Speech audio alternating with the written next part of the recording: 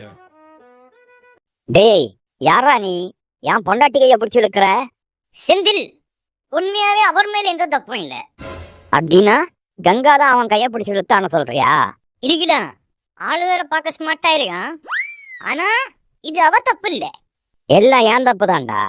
உன்னையெல்லாம் கூட வச்சுட்டு சுத்துறேன் இல்ல, ஏன் தப்பு தான். வெளியே போடா நாய. நீங்க யார கழுத்தை பிடிச்சி வெளியே தள்ளுறீங்கன்னு தெரியுமா?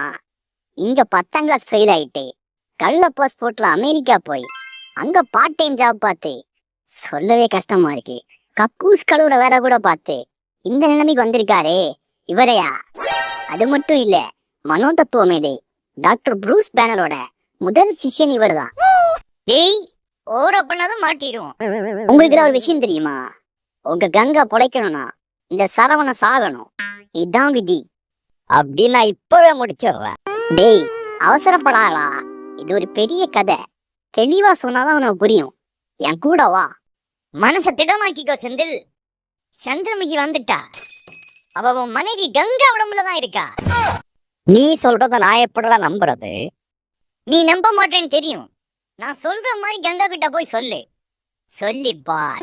கங்கா, சந்திரமுகிய பத்தி ஒரு முக்கியமான விஷயம் கேள்விப்பட்டேன். அப்படி என்ன விஷயம்? சந்திரமுகி ஒரு சோத்து மாடா. மன்னரோட சொத்தையெல்லாம் தின்னே தீத்துட்டாளாம். இதனாலதான் அந்த மன்னர் அவளை போட்டு தள்ளி இருக்காரா. என்னடா சொன்ன? ரங்கனா கொடுக்க. என்னடி வாய்ஸ் எல்லாம் ஒரு மாறி இருக்கு? யாரை நீ? கங்காவை என்ன பண்ண? నేనేరా சந்திரமுகி గారు.